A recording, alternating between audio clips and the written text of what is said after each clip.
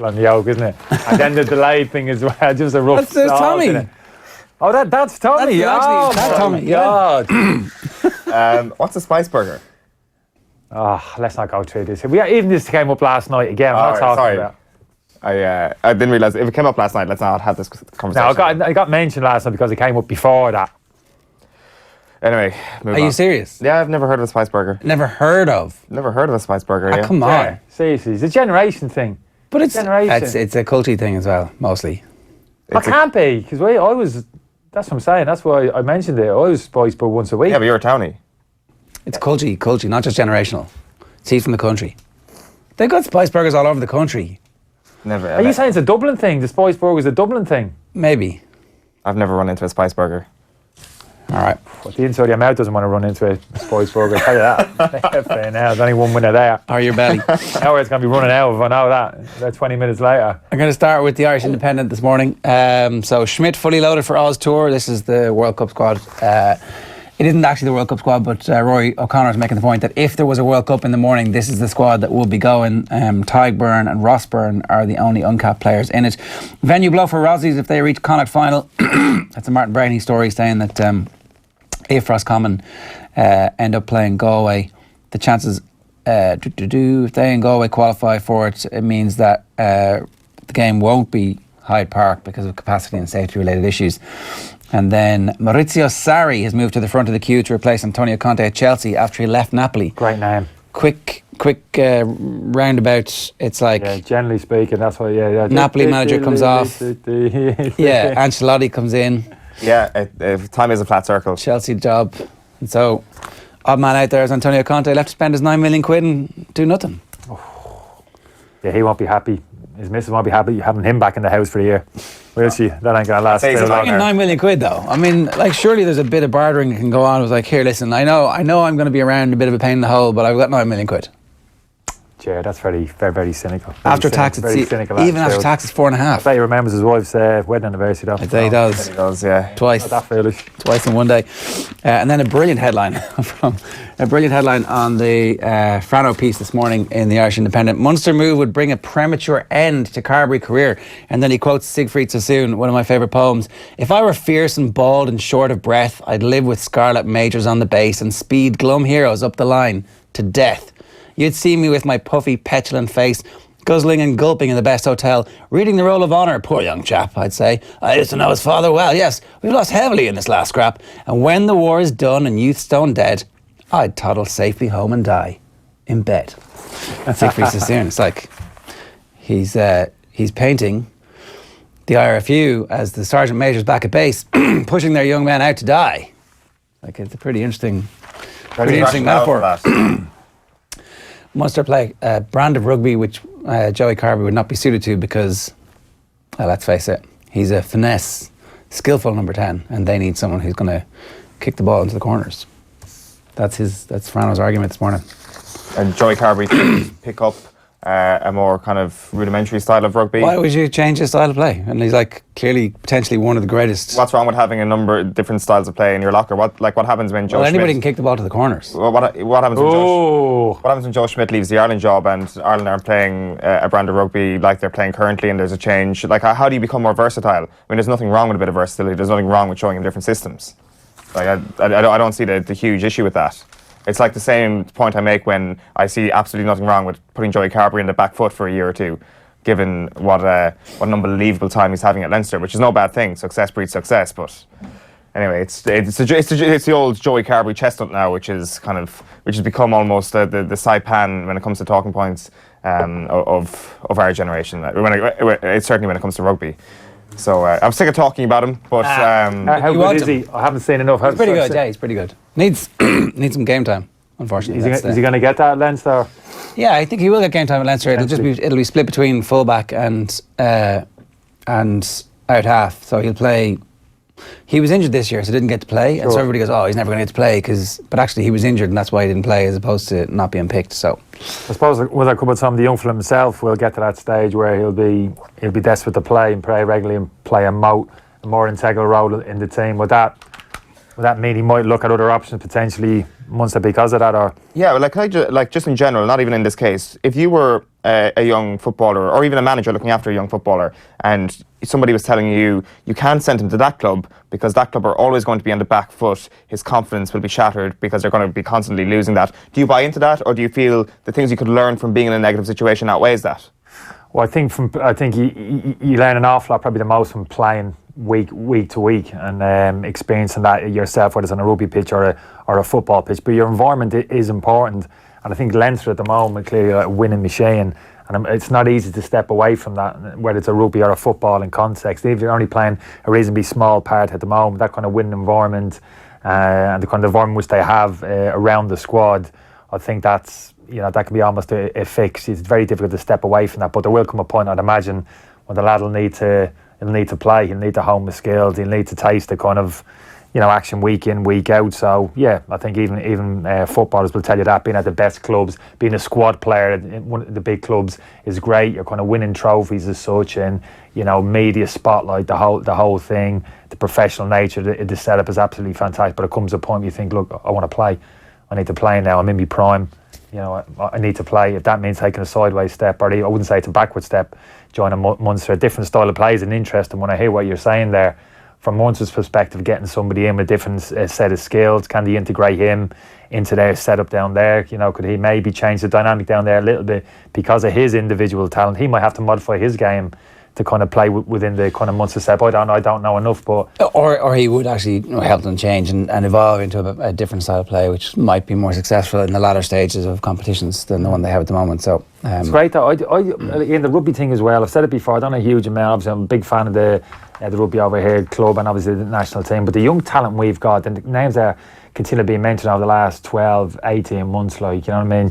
Jack Ryan's the latest one off the back of the James Ryan off the back of the Heineken triumph, and phenomenal really, in terms of some of the young talent we have coming through. It's great, isn't it? And there's more coming through too. The success we've had, you feel as if we've plateaued out. Generally, it's where's the next generation come from? Well, in the rugby setup, it already seems to be there, and it's not just coincidence, Jared, is it? It's been kind of earmarked for the last couple of these players, been kind of earmarked, you know what I mean? And they come through and developed, they don't targeted and they don't disappoint. You know the way so many, in football, as soon as you show some promise, the whole country's like, this guy's gonna be amazing. He's the new Damien Duff, Robbie Keane, whoever, and it's like so much pressure is heaped on them. And the mindset is just their individual skill sets. It's the mindset, the mentality, the young players as well, how they talk, how they project themselves. Hugely impressive figures, rugby players generally, but those younger players as well. It's great to hear it. Let's move on to the Times Ireland. So here it is. Emery must make top four.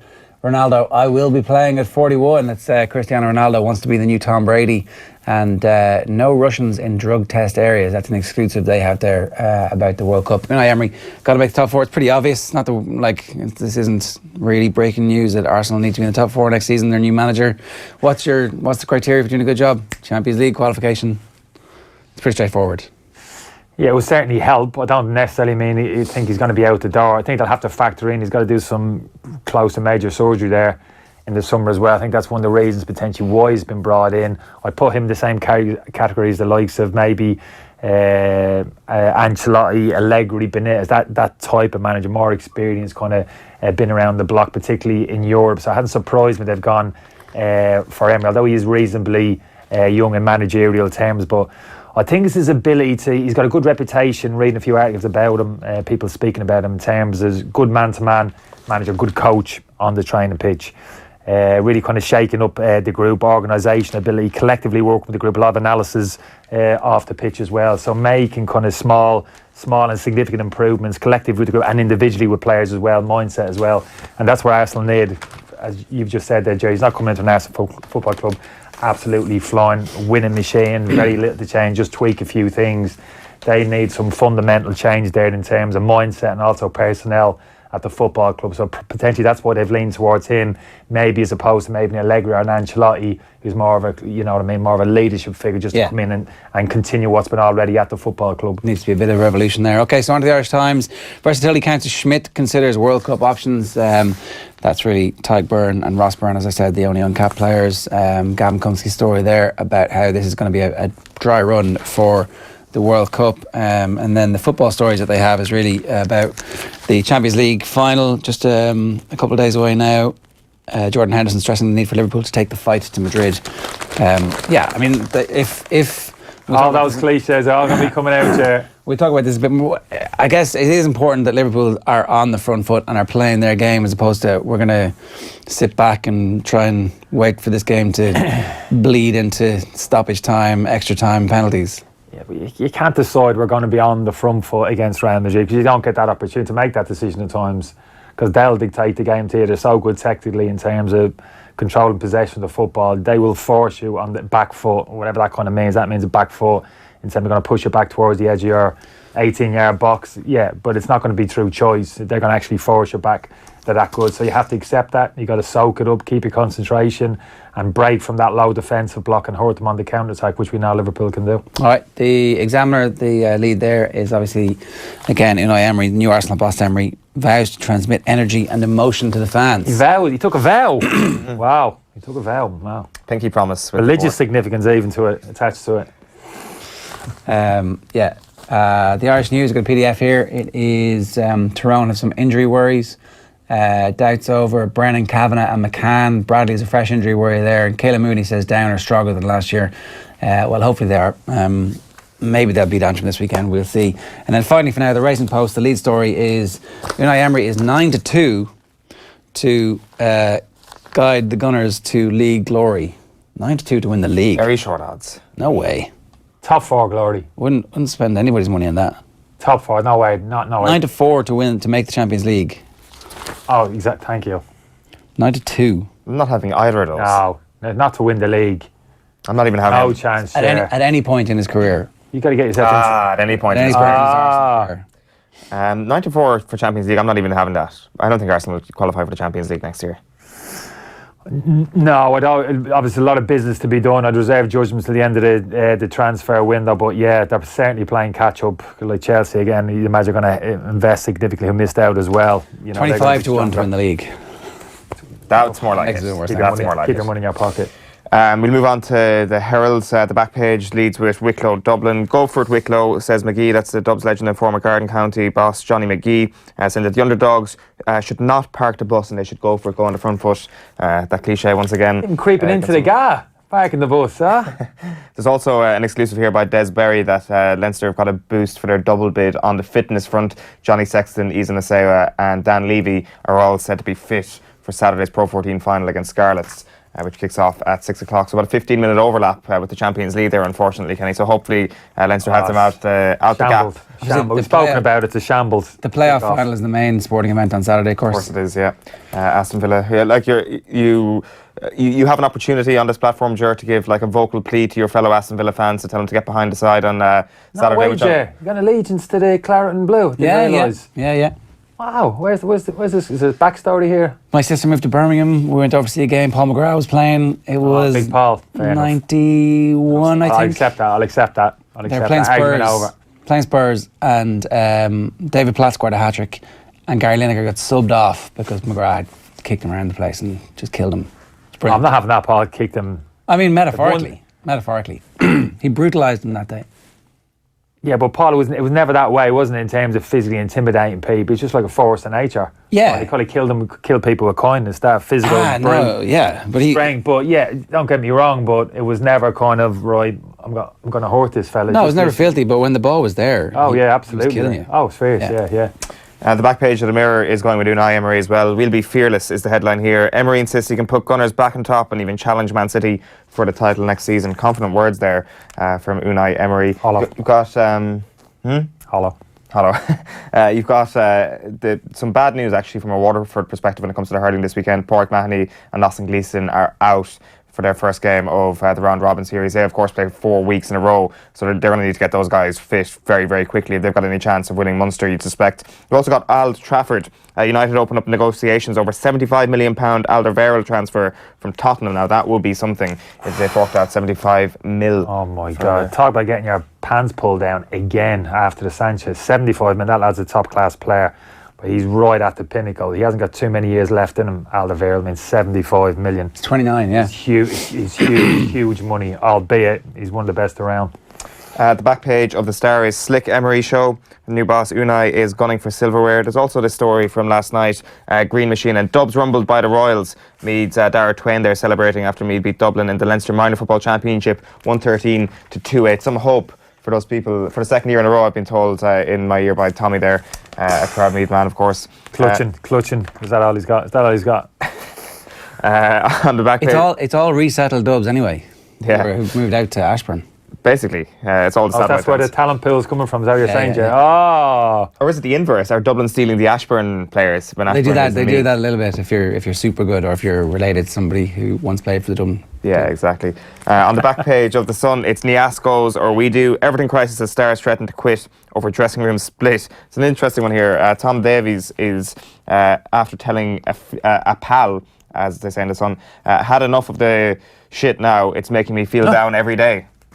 What exactly? Can we expand on that? Yeah, what did Nias do? Well, I'm not quite sure. It says... Splitting the dressing room over. It's not the Kimberly Mikado debate we had last night. That hasn't caused a split in the dressing room, is it? Surely. I'm not quite sure. It could be the number of hair dryers. It might be only 2 hair dryers in the dressing room. There's a constant fight over who gets to the hairdresser. It could be that type of. Yeah, I'm not something quite... as important as that. Very briefly, what was the Kimberly Mikado debate? Oh, well, where do you stand on the Kimberly Mikado debate? You know, somebody offers you a Kimberly or Mikado. That's it. A Kimberly or a Mikado? What would you jump for? Yeah, Kimberly or Mikado. Chocolate I went Kimberly. 65%. I got to say 64% of people would lean towards Mikado biscuit all day with a cup of tea. Because Kimberly's just got that little bit of a ginger. We spoke about. It's got that little bit of a gingery taste, isn't it? The Mikado is the one with the coconuts in the middle. Yeah, the jam in and the 2 big fluffy bits down the side, and a little soft biscuit base. A superior biscuit, I would say. Well, that bit superior, but I think it's most people's preference. While you're The core taste, that's what I'll say, Kimberly's. While you're Googling that, let's have a look at the back page of The Guardian this morning. We can bring you up the image now. It's the important thing to connect with people. Emery's energy on show on day one at Arsenal. And finally then, The Telegraph. We can show you its best foot forward. It's an English cricket story. Leading the way this morning, The Daily Telegraph. The chocolate Kimberleys, though, they win all day long. Oh, no, forget it. That's like travesty. I won't even enter discussion. Really? They're the best ones. No, traditional. It's just traditional, soft brown. Although I wasn't a big fan, like I said. And the Coke and creams don't even get mentioned. No, that's fair enough. I think they wouldn't mention. Okay, so I was going to show you this. No, 2 quick comments first, right? Living in Cork in 2002, when Roy left, I got only 1 Keno and the number 10 on my jersey. A bit of a dick, aren't you? Some seriously dodgy looks walking around Cork. After the Germany game, I was vindicated. #OTBAM.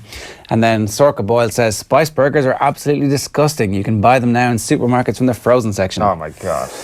Well, thank you, Sarka. I'm never buying a spice burger. No, it's worth. You've got to. No, you've got to. I don't know.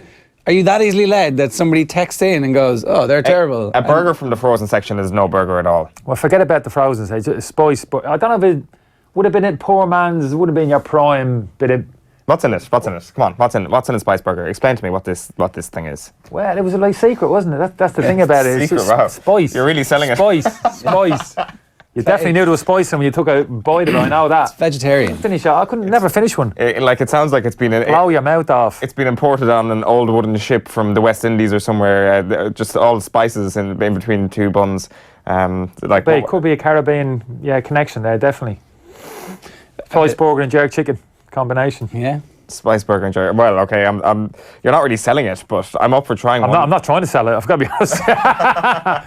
All I'm saying, it was on my plate once a week for about 10 years. Definitely not trying to sell it. Could you get it in England? Oh no. Never saw it. No. Never saw it advertised in England. No, fair enough. But we've been taken over by spice bags now, really, haven't we? Spice Girls. Even. You're about 20 years off with that cultural reference there, Kenny. I know, they're making a comeback. Anyway, I'm not having that girl power. By the way, the girl power is over. It's gone. After 2 of the Spice Girls didn't receive an invitation to the royal wedding at the weekend, what did the 3 do? Our loyalty to their 3 comrades went to the wedding anyway. Left them behind. Girl power is dead. The split. Girl power is dead. The split seems to have happened there. Right.